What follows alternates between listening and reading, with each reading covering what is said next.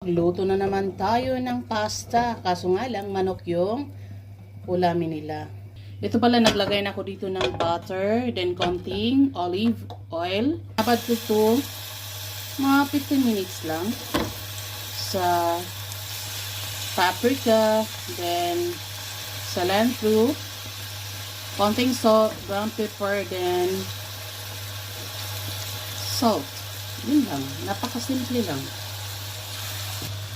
Mabango kasi pag naglagay ka ng cilantro. Ayan yung hinalo ko na. Nilagay ko na yung pasta natin. At haluin lang. Ganun lang kasimple mga langga. Flip lang natin mga langga yung manok natin. Kuya usog, ang bango.